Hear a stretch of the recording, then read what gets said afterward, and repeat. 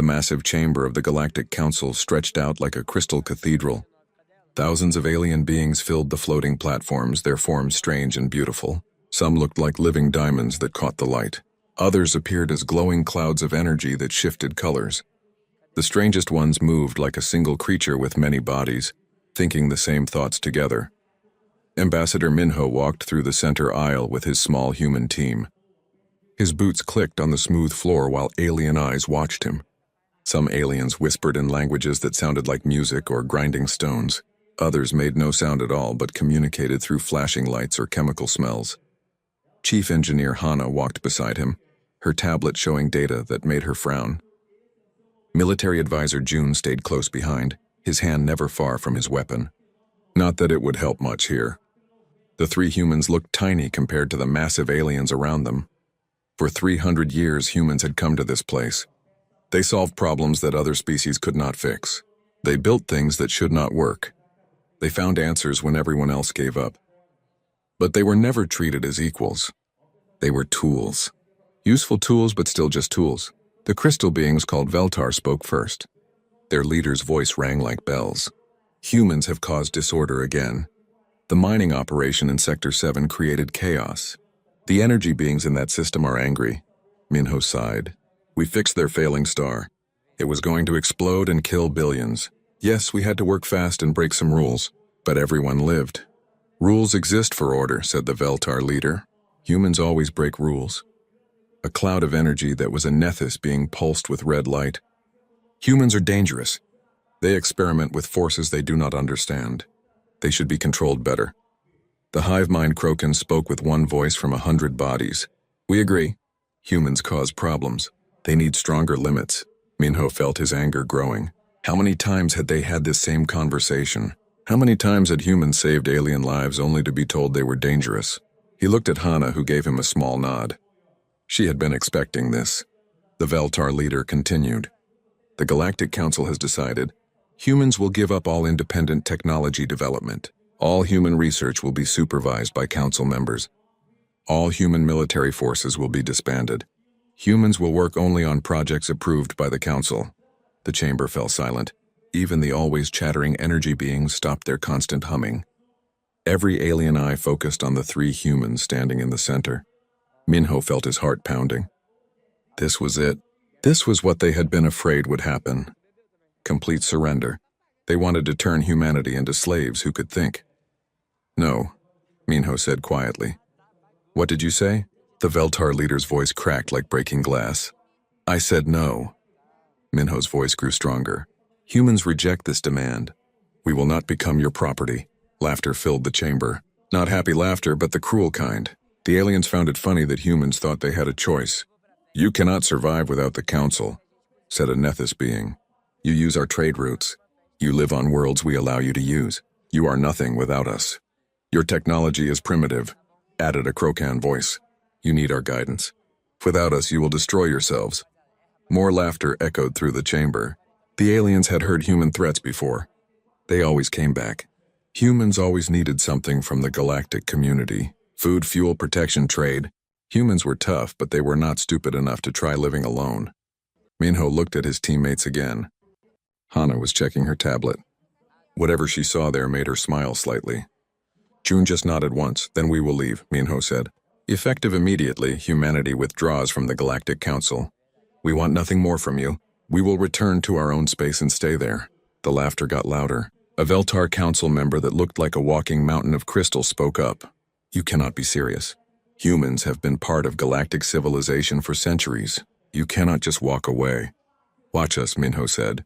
He turned and started walking toward the exit. Hana and June followed him. Wait! The Veltar leader's voice boomed. You are making a mistake. Come back and we can discuss terms. Minho did not stop walking. There is nothing to discuss. You want slaves. We want freedom. These things cannot be compromised.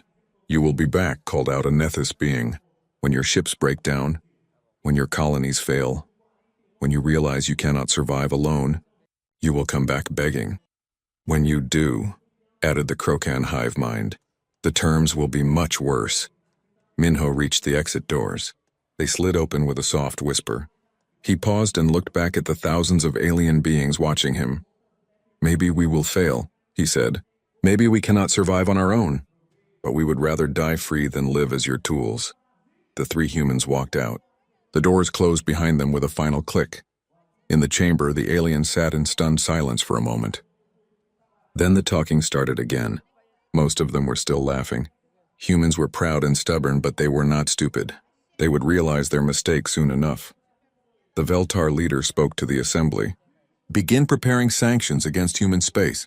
When they return, they will accept any terms we offer. But deep in the crystal being's mind, a small worry grew. Humans had always been different. They solved problems in ways that made no sense. They succeeded when they should have failed. They survived things that should have killed them. What if this time was different? What if humans really could survive alone? The worry was small and easy to ignore. After all, what could humans possibly know that the galaxy's oldest and wisest species did not? Outside the chamber, Minho and his team walked quickly toward their ship. Other human ships throughout the galaxy were already receiving orders to return home. The exodus had begun. Hana looked at her tablet again. The data there showed readings that would have terrified the Galactic Council if they had bothered to look. But they never asked humans what they were really doing out there among the stars. That was their first mistake. It would not be their last. Dr. Soman stared at the data on her screen and felt sick. The numbers were bad, worse than bad. They were impossible. She stood in the deepest laboratory on Earth, surrounded by machines that hummed and clicked. The room was carved from solid rock 2 miles underground. It was the safest place on the planet for the kind of research she did. Research that could accidentally destroy solar systems if something went wrong. General Wook walked into the lab, his heavy boots echoing in the stone chamber. He looked tired. Everyone looked tired these days. The news from the Galactic Council had reached Earth 6 hours ago. Humanity was coming home, is it true? Wook asked. Are we really leaving Council space? Yes, Soman said without looking away from her screen. Ambassador Minho refused their demands. All human ships are returning to our systems. Good, Wook said firmly. We should have done this years ago. Let the aliens solve their own problems for once. Soman finally turned around. Her face was pale and her hands were shaking slightly. General, we cannot leave. If we do, everything dies, Wook frowned. What do you mean, everything? I mean everything. Every star, every planet, every living thing in the galaxy, maybe in the universe. Soman's voice was barely a whisper. She pressed a button and the room's walls lit up with images, star charts, energy readings, mathematical equations that stretched across entire walls. The general stared at the display but could not understand what he was seeing. 3 years ago, my team discovered something strange, Samin began. Space itself is not stable. Reality is held together by conscious intervention. We found proof that an ancient race built machines throughout the galaxy, millions of them. They keep the universe from falling apart. What happened to these ancient builders? Wook asked. They died out 10 million years ago. Their machines have been running automatically since then. But the machines are breaking down. Without maintenance, they fail one by one. Dr. Kyung entered the lab carrying a stack of data tablets. He was Soman's research partner, and the only other person on Earth who fully understood what they had discovered. The readings are getting worse, Kyung said. Sector 12 just lost another stability node. That makes 47 failures in the past month. Soman nodded grimly. Show him the maintenance records. Kyung activated a holographic display in the center of the room. It showed the galaxy as a web of glowing points connected by lines of energy. Some points pulsed with steady light, others flickered weakly. Too many were dark. Each light is a stability machine, Kyung explained. When they work properly, they keep space-time stable in their region. When they fail, reality starts to break down. Wook studied the display. How many have failed? About 30%, Somin answered. The rate of failure is increasing. We estimate complete system collapse within 18 months. But you said conscious intervention was needed.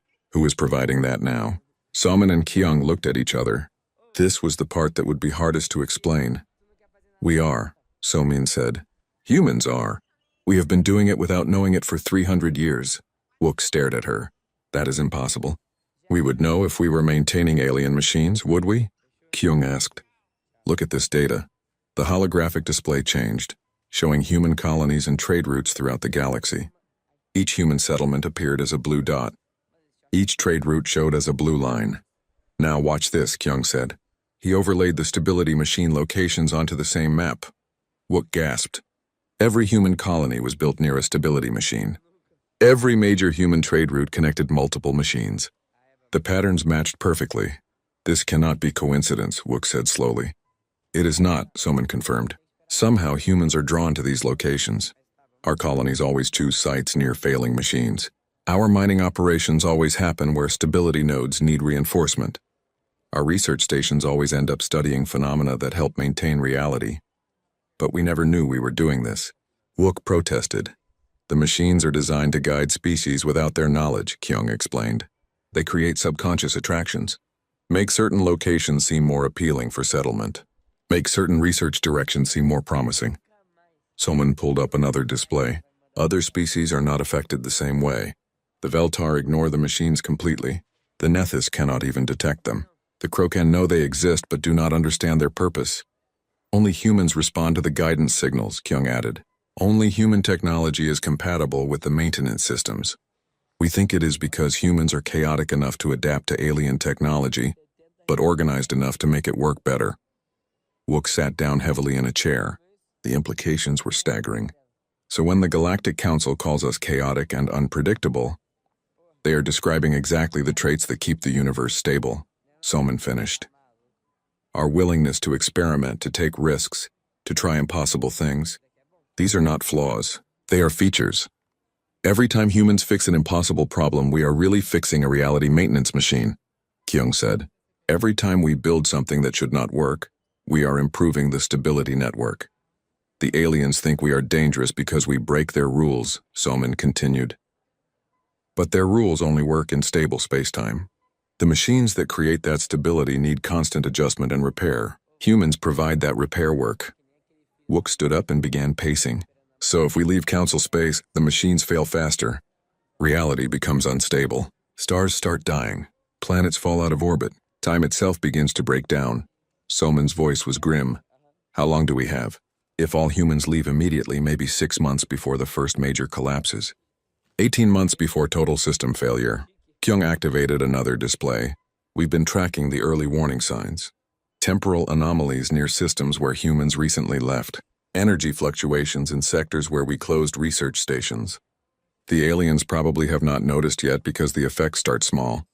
But they will notice soon, Soman said. When their own homeworlds start experiencing problems they cannot explain. Wook was quiet for a long time, studying the displays around him. Finally he spoke. Does Ambassador Minho know about this? We sent the data to his ship an hour ago, Kyung replied. Along with our recommendations, which are? Humanity has 3 choices, Somin said. We can return to our old role as the galaxy's secret maintenance crew. We can let the galaxy die and hope we can escape to another galaxy. Or we can reveal the truth and force the aliens to accept us as equals. What do you recommend? Somin smiled, but it was not a happy smile. I recommend we let them sweat for a while. Let them see what the universe looks like without humans taking care of it. Then we negotiate from a position of strength. And if we wait too long, if the damage becomes irreversible, then we all die together, Kyung said simply. But at least we die as free beings, not as slaves.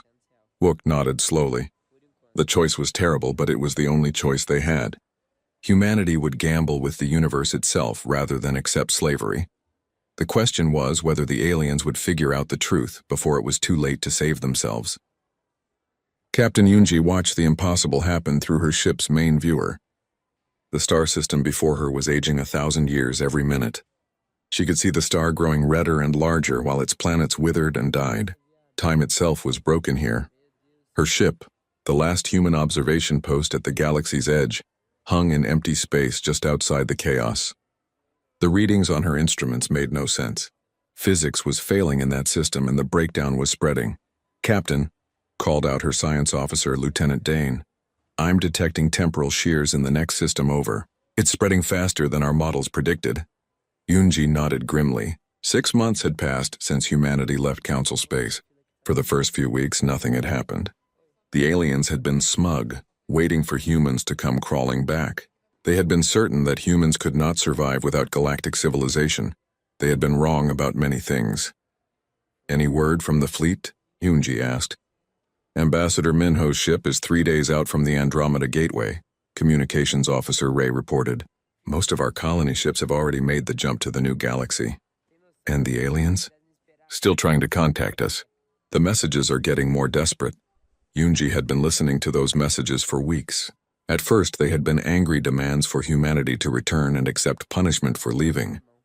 Then they had become confused requests for help with strange phenomena. Now they were barely hidden pleas for assistance.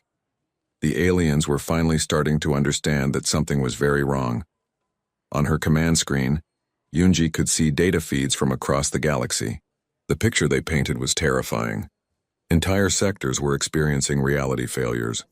The crystal homeworld of the Veltar was phasing in and out of normal space. Sometimes it was there, sometimes it simply did not exist. The energy beings called Nethys were having an even worse time. Their consciousness depended on stable quantum fields. As space-time became unstable, they were losing cohesion. Individual Nethys were splitting into fragments or merging into confused masses that could no longer think clearly. The Krokan hive mind was fragmenting as quantum entanglement across their empire became unreliable. Parts of their collective consciousness were becoming isolated, creating separate hive minds that did not recognize each other. Captain, incoming priority message, Ray announced. It's from the Galactic Council. Put it through. The main screen changed to show Council member Zethkol of the Veltar. The crystal being looked different than before. Parts of his body flickered like a bad hologram. Reality distortions were affecting him personally now. Captain Yoonji. Zethkol's voice was strained. I am authorized to speak for the entire Galactic Council. We need to talk. I'm listening, Yoonji replied. Strange things are happening throughout the galaxy. Systems are failing in ways we do not understand. Our scientists cannot explain what we are seeing. What kind of strange things? Zethkol's image flickered worse for a moment. Time distortions. Spatial anomalies. Stars behaving in impossible ways. Planets suddenly aging millions of years or becoming frozen in temporal loops. That does sound serious, Yoonji said carefully. Our data suggests these phenomena started shortly after humans left council space. We believe there may be a connection. Yoonji almost smiled. The aliens were finally asking the right questions. Unfortunately for them, they were asking 6 months too late. What kind of connection do you think there might be? We are not certain, but our records show that humans were often present in systems where similar problems occurred before, problems that stopped when humans arrived to help. Are you saying humans caused these problems before? No. Zethkol's voice became very quiet. We think humans were fixing them. We think you have been fixing them for centuries and we never realized it. There it was, the admission Yoonji had been waiting for. That's an interesting theory, she said. Captain, please. If this is true, we need human help immediately. The breakdowns are accelerating. We estimate complete system failure within months. Complete system failure? Reality collapse. The total breakdown of space-time throughout the galaxy. Everything dies. Yoonji was quiet for a long moment. She had known this day would come, but hearing it from an alien's mouth made it real in a way that data reports could not. I will pass your message to my superiors, she finally said. Wait, Zethkol said desperately. The Council is prepared to offer humanity anything you want. Full membership with voting rights, technology sharing agreements, territory grants, anything. That's very generous. But humanity has already made its choice. We're leaving for Andromeda. Our colony ships are already through the gateway. You cannot leave us to die. Why not? Yoonji's voice became hard. You called us chaotic and dangerous. You said we were too primitive to govern ourselves. You tried to make us your slaves. Why should we care what happens to you now? Zethkol's image flickered wildly as reality distortions increased around him. Because you are better than we are. Because you would not let billions of innocent beings die for the sins of their leaders. Yoonji felt a stab of guilt. But she pushed it down. This was not her decision to make. She was just the messenger. I will pass along your words, she repeated. The transmission ended. Yoonji stared at the blank screen for a moment, then turned to her crew. Continue monitoring the situation. Record everything. The fleet leaders will need all the data we can provide.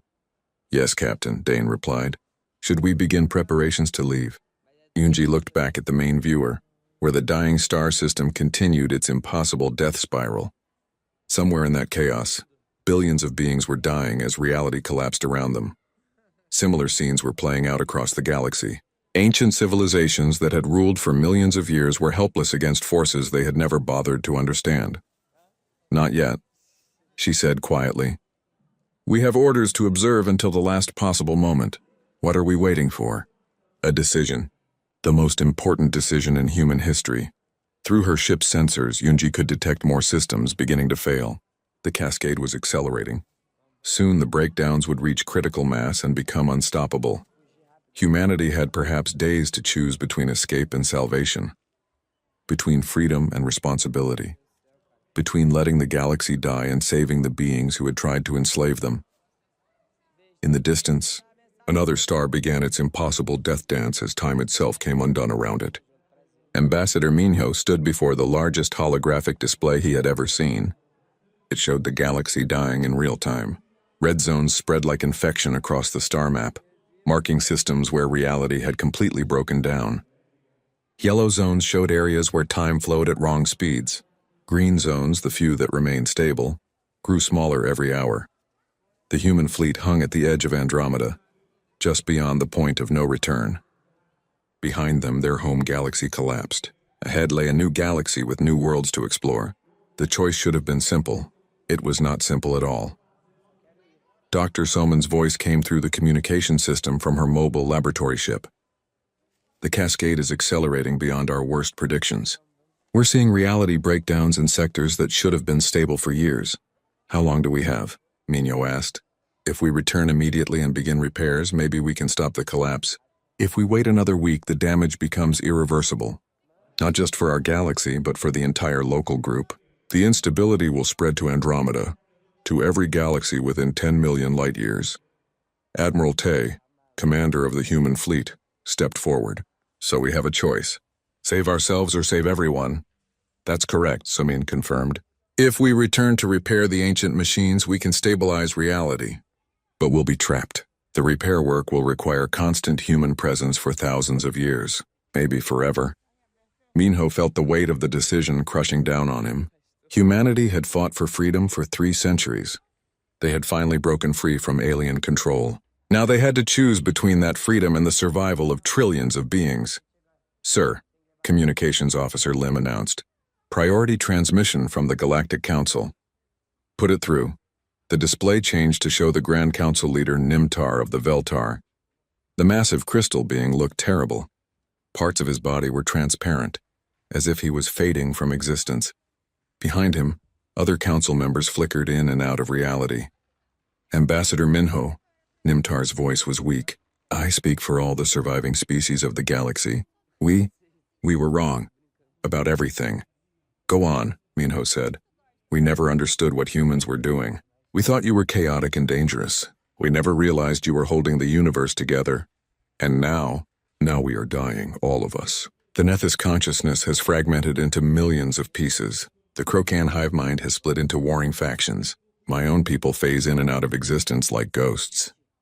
Minho could see the desperation in the alien leader's crystalline face. "What are you asking for?" "Help, please, we will give humanity anything. Complete autonomy. Leadership of the Galactic Council. Access to all our technology. Territory, resources, anything you want. And in return, save us, save the galaxy. Be what you have always been, but this time with the recognition you deserve." The transmission ended. Minho turned to Admiral Tay and Dr. Somin. "Can we do it? Can we actually save them?" Dr. Somin's image appeared on a secondary screen. "Yes, but the cost will be enormous. We'll need to build a network of quantum anchors throughout the galaxy. Each anchor requires a human operator who must remain linked to the machine for their entire life." "How many operators?" "At least 10,000 initially. Maybe more as the network expands." Admiral Tay crossed his arms. "So we're talking about sacrificing 10,000 humans to save aliens who tried to enslave us." "It's more complicated than that." Dr. Kyung's voice joined the conversation. "The operators won't exactly be sacrificed. They'll be enhanced, linked to machines that will extend their lives and expand their consciousness. They'll become something more than human. But they can never leave," Minho pointed out. "They'll be bound to those machines forever." "Yes, it's the price of keeping the universe stable." Minho was quiet for a long time. Around him, the bridge crew waited for his decision. Through the viewports, he could see the first human colony ships preparing to enter Andromeda. Freedom was so close, but behind them, an entire galaxy was dying. "Admiral," Minho finally said, "how many volunteers do we have for suicide missions?" Tay smiled grimly. "Sir, this is the human fleet. We have volunteers for everything." "Then ask for volunteers for this. Explain exactly what it means." "They'll be saving the galaxy, but they'll never be free again. And if we don't get enough volunteers, then we go to Andromeda and let the galaxy die. I won't force anyone to make this sacrifice." Within hours, the responses started coming in. Captain Yunji volunteered to return and oversee the quantum anchor network. Chief Engineer Hana volunteered to become one of the first operators. Thousands of other humans stepped forward, knowing they would spend the rest of their lives linked to alien machines. More volunteers than they needed. Dr. Samin's voice came through the communicator again. "Ambassador, there's something else you should know. Our analysis suggests that once the quantum anchor network is established, humanity will effectively control the fundamental forces that keep reality stable." "What does that mean?" "It means we'll be the most powerful species in the universe. Any race that threatens us threatens the stability of reality itself. It's the ultimate deterrent." Minho nodded slowly. Humanity had learned the hard way that freedom could not be given. It had to be taken, and sometimes it had to be earned through sacrifice. "Send word to Captain Yunji," he ordered. "Begin Phase 1 of the return operation. Volunteers only. What about the rest of the fleet?" "The rest of us continue to Andromeda. We establish colonies there as planned. If the galaxy survives, we'll have a backup home. If it doesn't, at least some humans will continue." Admiral Tay saluted. "A wise decision, sir. We save them, but we don't put all our eggs in one basket." As the first ships turned back toward the dying galaxy, Minho watched them go. Those crews were flying back to save beings who had never respected them. They were sacrificing their freedom to preserve the freedom of others. It was the most human thing imaginable. On the long-range sensors, he could see more systems failing every hour. Reality was unraveling faster than anyone had predicted. The volunteers would have very little time to establish the quantum anchor network, but if anyone could do the impossible, it was humans. After all, they had been doing the impossible for 300 years. They just had not known it. Dr. Soman felt the universe hold its breath. She stood in the command center of the massive quantum anchor that humans had built in the galaxy's core. Around her, displays showed the status of 10,000 similar anchors scattered throughout known space. Each one was operated by a human volunteer whose consciousness had been linked to the ancient builder machines. The volunteers had changed.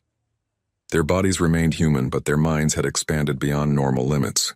They could feel the flow of space-time itself, sense distortions across light years, and make adjustments that kept reality stable. They were no longer entirely human. But they were still human enough to care about freedom.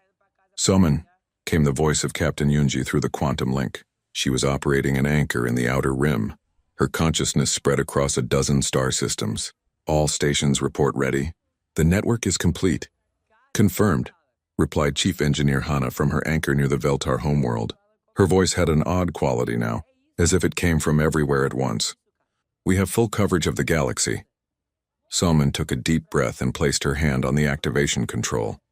"Beginning universe stabilization in 3, 2, 1 now." The effect was immediate and breathtaking. Across the galaxy, reality snapped back into focus like a picture coming into sharp relief.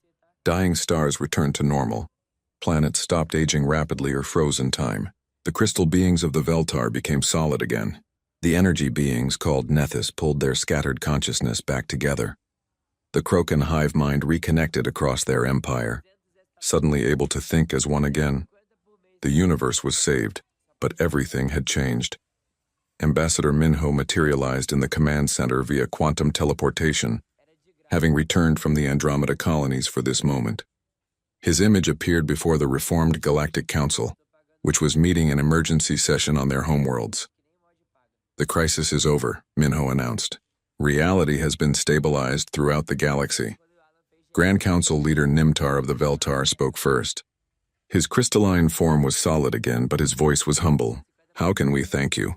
How can we repay this debt?" "You cannot," Minho said simply. "The debt is too large. Instead, we will discuss new terms for galactic civilization. What terms? Asked a Nethys representative, its energy form pulsing nervously. First, humanity is no longer subject to Galactic Council authority. We are an independent power with equal status to any other species. Agreed, Nimtar said immediately. Second, human colonies and territory are inviolate. No alien species may enter human space without permission. Agreed. Third, humans will continue to maintain the quantum anchor network that keeps reality stable. In exchange, every species in the galaxy will contribute resources and technology to support this work. The aliens had no choice but to agree. They had seen what happened when the ancient machines failed. Without human maintenance, the universe itself would collapse. There is one more thing, Minho continued. The quantum anchor network gives humanity effective control over the fundamental forces of reality. Any species that threatens humans threatens the stability of the universe itself. The council members fell silent. They understood the implications. Humanity had become too important to attack, too valuable to oppose, too powerful to ignore. Engineer Hana's voice came through the quantum link from her anchor station. Ambassador, we're receiving a transmission from the Andromeda Galaxy. Put it through. A new alien appeared on the display. This being looked like flowing liquid metal with multiple arms and faces. Its voice was musical but worried. I am Coordinator Vix of the Andromeda Council, it said. We have been monitoring the reality distortions in your galaxy. We are experiencing similar problems here. Minho smiled. How interesting. And what would you like from us? Help. Guidance. We have heard that a species called humans has found a way to stabilize universal forces. We would like to meet with these humans. I'm sure that can be arranged, Minho replied. We'll need to discuss terms, of course. As the transmission ended, Minho looked around the command center. Through the quantum link, he could sense the 10,000 human operators maintaining reality across the galaxy. They were no longer ordinary humans, but they were still human in the ways that mattered. Dr. Kyung appeared beside him via hologram from his research station. Sir, our long-range sensors are detecting similar instabilities in several nearby galaxies. It seems this problem is universal. How many galaxies? At least 50 within our sensor range. Possibly more. Minho nodded thoughtfully. Humanity had solved one galaxy's problems, but the universe was vast. There would always be more work to do, more crises to solve, more species that needed saving. And humanity would be there to help them. For a price. Salman, he said. Begin preparations for expanded operations. It seems we have more customers than we thought. Dr. Soman smiled from her position at the quantum anchor controls. Around her, streams of data showed the stable universe they had created. Already working on it. We'll need more anchors, more operators, more ships. And more colonies in Andromeda, added Admiral Tay's voice from the human fleet. Our backup civilization is growing nicely. 50 worlds already established. Captain Yunji's consciousness touched theirs through the quantum link. The Veltar homeworld is stable now. They're asking if they can send a delegation to thank us personally. Tell them they can send gifts instead, Minho replied. Very expensive gifts. Laughter echoed through the quantum link from human operators across the galaxy. They were bound to their machines, but they were not unhappy. They had become something greater than they were before. They were the guardians of reality itself. 3 years later, Minho stood before the new Galactic Assembly. It was larger than the old council, including species from 12 different galaxies. All of them had the same problem. Reality instability that only humans could fix. All of them paid the same price. Complete acceptance of human authority in matters of universal stability. Humanity had walked away from the Galactic Council and the universe had collapsed. But from that collapse, they had built something new, something better. They were no longer the galaxy's servants or its tools. They were its protectors, its guardians, its indispensable foundation. And everyone knew it. The species that had once called humans chaotic and dangerous now begged for their help. The beings who had tried to make humans into slaves now served humanity's greater purpose. Freedom, Minho had learned, was not about being left alone. It was about being so valuable that no one could afford to oppose you. Humanity had found the ultimate freedom. They controlled the forces that kept existence itself from falling apart. They had become the foundation upon which the universe stood, and they would never be slaves again.